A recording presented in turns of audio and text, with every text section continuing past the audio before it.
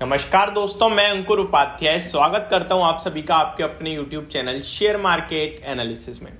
दोस्तों, आज के सेशन में बाजार के लिए काफ़ी अच्छी खुशखबरी आती हुई दिख रही है। हालांकि ये न्यूज़ जो है मैं आपके साथ इस तरीके की कुछ रिपोर्ट्स पहले भी शेयर कर चुका हूं, बट अभी लेटेस्ट जो है वो जिसके द्वारा आई है वो काफ़ी ज़्यादा फेमस है, मैं आपको बता दूँ। और वो भी एक यूट्यूब पे भी आपको कहीं ना कहीं इन्फ्लुएंस करते हैं और काफ़ी जगह आपने उनके कोर्सेज वगैरह के बारे में सुना होगा। और वो ऑप्शन ट्रेडिंग के लिए सबसे ज़्यादा फेमस है, जिनकी तरफ से ये कहीं ना कहीं जो लेवल्स आए हैं वो।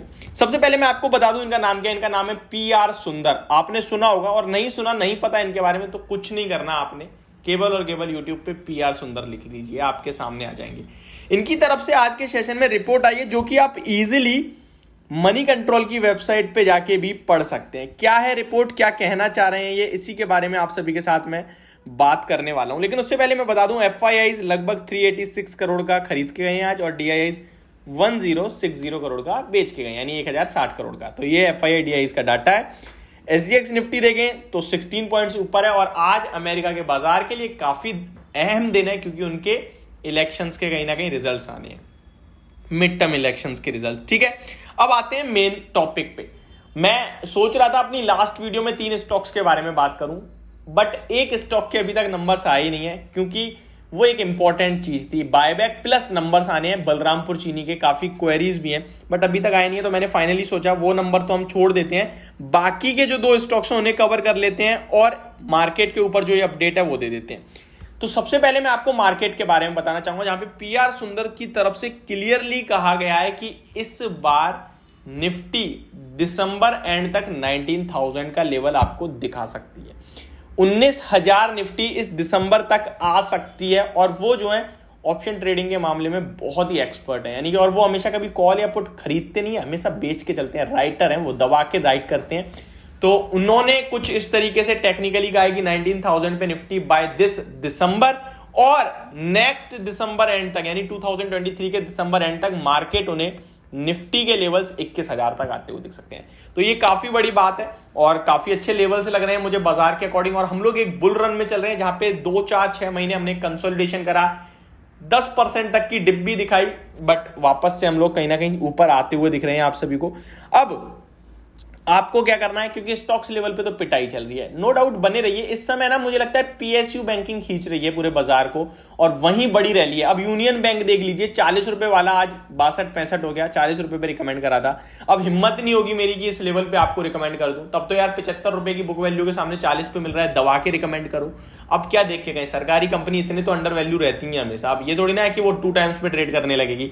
2 टाइम्स पे ट्रेड करने लगे, इसका मतलब आप अगले 2-3 साल के लिए दूर हो जाओ उस स्टॉक से। तो ठीक है, अब आता हूं मैं 2 स्टॉक्स के बारे में, जिनके बारे में आप सभी के साथ शेयर करना है, और थोड़ा सा ना डीपली समझने की कोशिश करना प्लीज।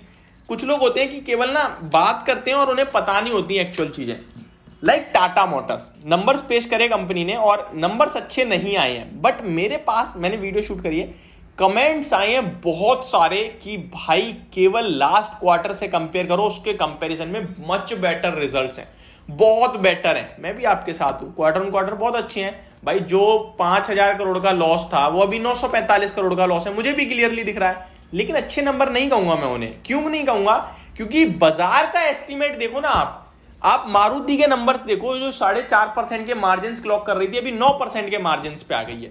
टाटा मोटर्स 6% के मार्जिन से 4.5% के मार्जिन पे आ रही है, जहां मार्केट 10% का मार्जिन की उम्मीद लगा रहा है, वह 4% के मार्जिन दे रहा है आपको टाटा मोटर्स। कहां से अच्छे नंबर्स हैं ये? बाजार सोच के चल रहा है 200 करोड़ का प्रॉफिट आना चाहिए कंपनी का मिनिमम, और कंपनी 945 करोड़ का लॉस कर रही है।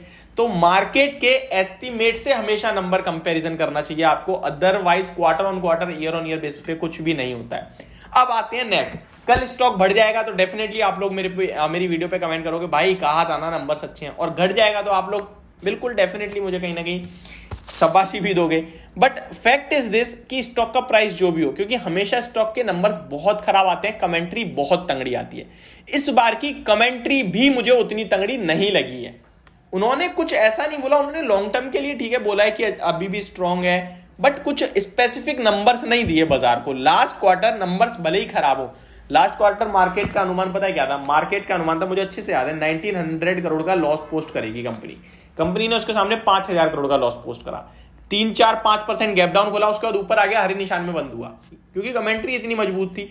इस बार भी आपको एक गैप डाउन मिलना चाहिए नंबर्स के बाद, उसके बाद कमेंट्री भी ज्यादा खास नहीं है, तो ये स्टॉक नीचे ही कहीं ना कहीं क्लोजिंग देना चाहिए। लॉन्ग टर्म के लिए हम भी पॉजिटिव हैं इस स्टॉक पे, मेरा कोई पर्सनल नहीं है। और जो कुछ ऐसे भी कह रहे हैं कि भाई आप पीई लेके बैठे हो क्या, तो वो आपके हिसाब की बात ही नहीं है, और मैं ट्रेडिंग नहीं करता हूं, क्योंकि पूरे दिन तो वीडियो बनाता हूं, आप खुद सोचो ना।